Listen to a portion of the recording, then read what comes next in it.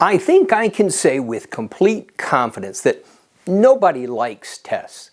And frankly, some tests are harder than others. Some even fall into that scale of what seems like unreasonable, over the top, are you sure, God kind of category. I'll give you an example. Take Abraham. Now, he had this amazing promise from God, but he had to wait what seemed like forever for the fulfillment. He had to stand in faith for years until God fulfilled that commitment to give him a son. And he's enjoyed that son for a while, but then there comes the moment when God says to Abraham, take that son that you love to a mountain I will show you and sacrifice him to me. It's one of those moments that falls into that category of over the top, kind of, God, are you sure? There must be another way. This seems so unfair, so unreasonable. It reminds me of another story. A number of years ago, we were in England visiting our friends Colin and Sue Cooper in their church. Now, on the trip over, the airline had misplaced our luggage. We literally had the clothes on our backs. So you have to go get some necessities. And while we're out, it also happened, there was a birthday happening while we were there. And we come across a card shop. And we went in, and my son was just a little guy. And at the end of this display were these stuffed animals from this kids' TV show, The Backyardigans. And he loved that show. And so he picked out, he brought nothing with him. He had nothing but the clothes on his back, but he picked out one of those animals from that show, The Backyardigans. But when we got to the counter to pay, all I had was an American Express card and just a few pounds in currency.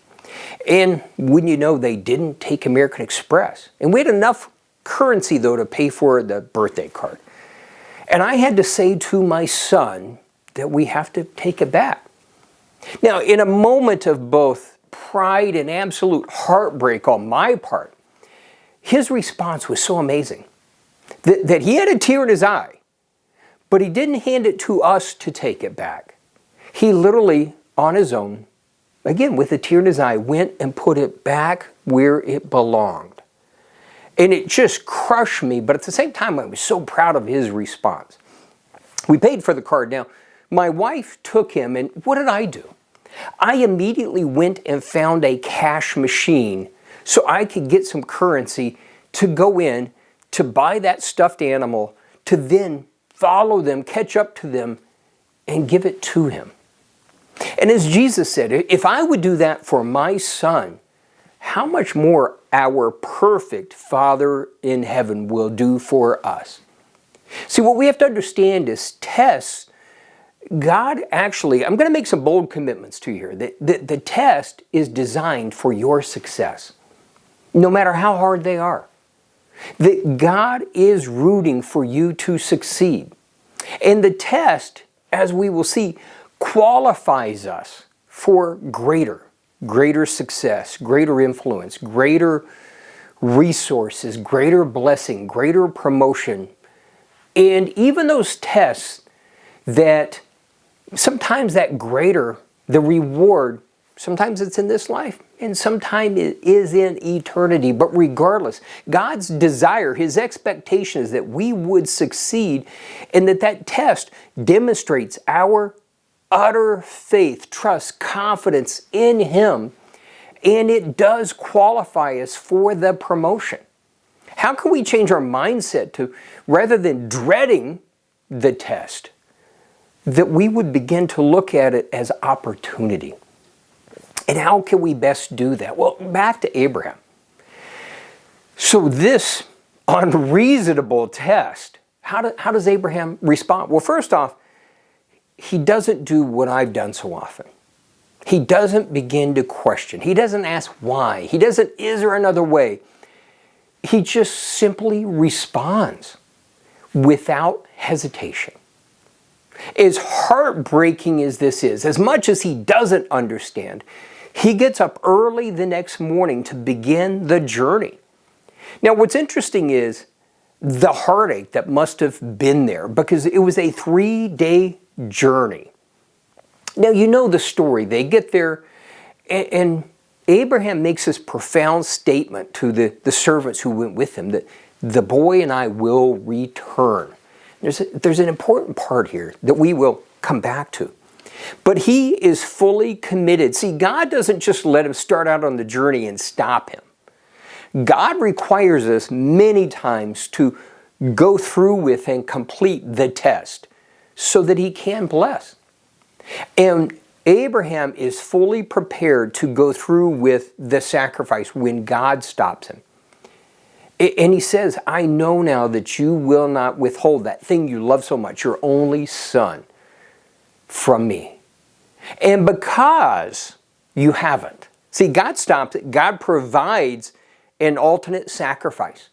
But then God goes on and he makes this amazing commitment. Because you haven't withheld, I'm giving you my personal commitment that I will bless you beyond measure, that your descendants will be beyond counting, and through you, all the nations of the earth will be blessed. See, God's nature is that we have to go through the test so often. It's not a question of if you're going through another test, it's when the next one comes along. And how can we retrain ourselves rather than looking at the test as with apprehension, with this excitement? Is that too much? To seeing it as an opportunity. That in doing so, that when we respond, and especially without hesitation, we are demonstrating that our confidence, our trust, and our commitment is to God. And it qualifies us for promotion, increase, etc. And so we don't ask why. We do respond without hesitation, but we respond in faith that there is an expectation.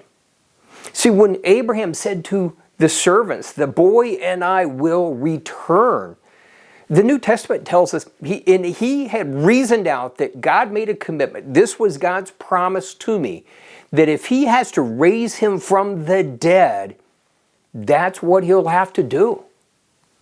That he not only was willing to sacrifice, but at the same time, he had this profound expectation that God was going to somehow continue to do what God had already told him he was doing. So when we face the test, whatever it is, whether it's in sacrificial generosity, whether it's giving up something like for my son that maybe is so important to us at that moment, whatever the test is, that we would respond without hesitation. That how we respond impacts how we progress. We respond without hesitation. But at the same time, that we do so with this profound faith, relying on God's promises and his character, and recognizing that the test isn't an indication of God's disappointment or disapproval, but rather the test is his confidence that you and I have what it takes to pass the test and move into greater promotion, greater influence, and greater success in him. Because our confidence is not in those things, but they're all in him.